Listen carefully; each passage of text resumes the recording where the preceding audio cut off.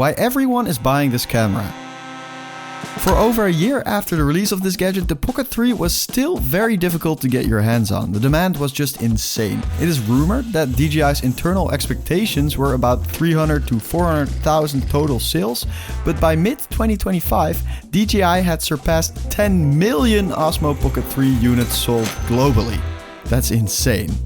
By now, the Pocket 3's price has finally dropped a little bit, can be found in the description below if you're interested. The Pocket 4 is released end of March 2026, and the success of the Pocket 3 has led smartphone manufacturers to try and make similar products. They're trying to get a slice of the pie. Phone company Honor recently showed a new smartphone with something that basically looks like it has a Pocket 3 built into the phone. And even the most premium, high-profile, best camera manufacturer in the world is interested in this because Ari is collaborating on this. This little mechanical stick punches so far above its weight class, I have once used it as a B-cam to my Sony FX3 cinema camera. It looked kinda ridiculous because I had this professional looking setup and then there's this stick on a tripod. It's basically a stick on some sticks. I mean, what is your setup? When I compared the footage though, that little stick has no problem matching to my FX3, a real cinema camera, a 5,000 euro setup. Bear in mind, the Osmo Pocket 3 can be bought for less than 400 euros. Now, because of the tiny form factor and some incredibly unique features of this stick, you can capture very unique shots which would take a lot more effort with a regular heavy cinema camera. Let me show you. The reason I once bought this camera was because I was going on a trip through Vietnam and I wanted to capture some pretty pictures. My immediate thought was of the incredible footage my then current camera, the Blackmagic 4K, could shoot. However, when I thought of carrying that bulky camera, cage and V-mount batteries, I noticed my 4-year-old smartphone suddenly looked appealing. However, the footage this smartphone captures looks far from appealing and I started looking for something with better image quality but with kind of the same form factor. At first it did feel like a bit of a downgrade from my Blackmagic camera, but then after looking at the footage I was absolutely stunned by the actual image quality of this tiny camera. So why does it look better than a standard action camera and how can we squeeze every ounce of cinematic juice out of it? There's a link in the description for my exact settings I use for making cinematic videos with this camera, but first let's take a look at the reasons for why this is such an incredible camera and why everyone is buying it. Couple videos back, you guys called me out for my comment about the Osmo Pocket 3 not being an action cam, and that is when I remembered about the incredible quality of this camera. So I'm sorry, and I hope this video sets things straight. The biggest reason this camera doesn't look like a cheap toy is the sensor. The Pocket 3 features a 1-inch sensor, which is actually really big for a device this small. To put it into perspective, a standard GoPro Hero uses a much smaller 1/1.9 inch sensor. The iPhone 17 Pro uses a smaller 1/1.28 inch sensor. And DJI's own high-end action cameras like the Action 6, they top out at a 1/1.1 inch sensor. The reason the Osmo Pocket 3 can fit such a large sensor is pretty interesting. It's because it's not waterproof. And that means the camera isn't tightly sealed into a small waterproof box. And that means it can cool itself much better, which is needed for a camera with a 1-inch sensor because it takes so much processing power. This gives you a very good low light performance and a much cleaner image. Another reason for the Pocket 3 destroying other action cameras and climbing up to cinema cameras is the mechanical stabilization. The Pocket 3 literally uses a miniature robotic arm stabilizing the glass. And this gives you those very smooth shots. Zero digital cropping, and you can actually use ND filters, which I'll talk about later. Now, because you're using the D-Log M color profile with the highest settings, this means you can do actual color correction and grading to the footage of the camera. The BruKino filmlet and power grade I created work with the footage of the Osmo Pocket 3 and it's incredibly easy.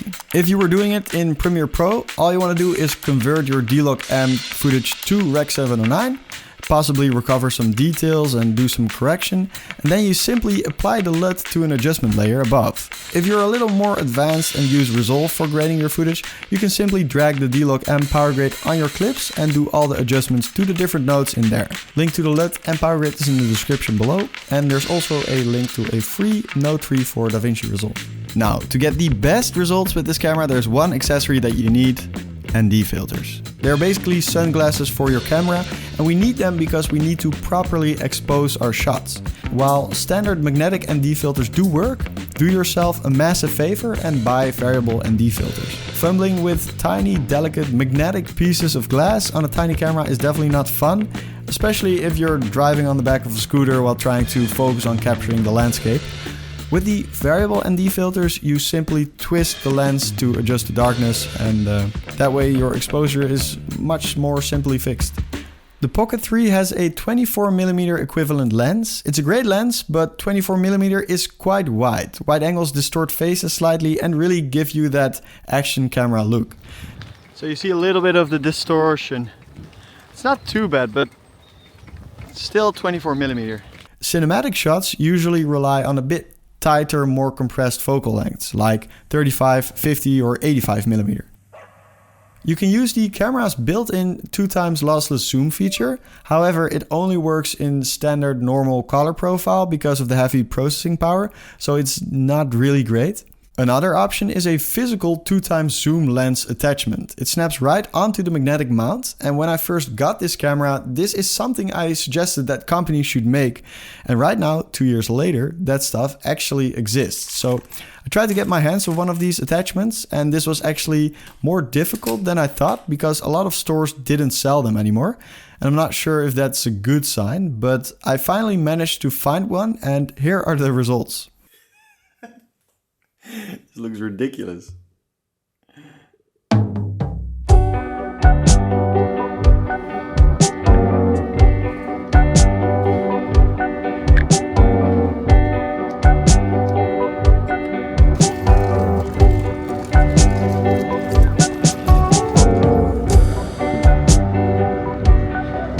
Alright, so I do like it. It's a pretty cool attachment and it does work. I think the zoom does really work well. The only thing is you cannot use ND filters with it because of the magnetic ability. It doesn't work. So that kind of defeats the cinematic purpose because now you cannot get good motion blur. But I do like how it looks.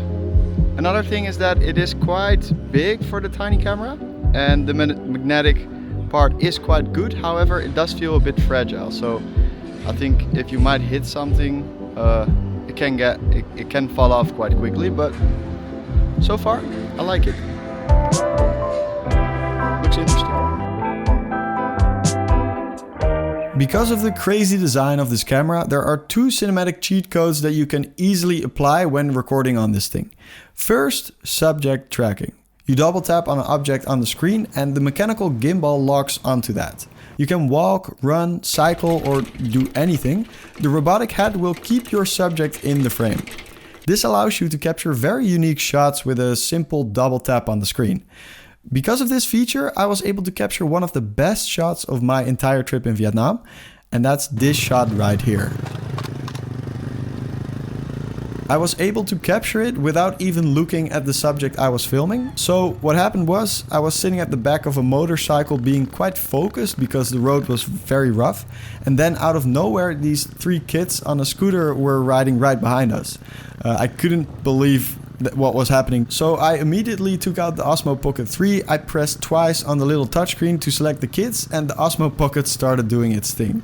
I didn't even look at the screen, I just held the Pocket behind me, and because of the active tracking feature, the camera kept the kids at the center of the frame and I got an absolute money shot. Second are hyperlapses. Now, because of that tracking feature, this camera is really a hyperlapse king, because usually to get a moving hyperlapse, you need a lot of patience, make multiple shots, lock the camera very tightly at the same frame every time. And even if you do all that, it's still very difficult to get a good result.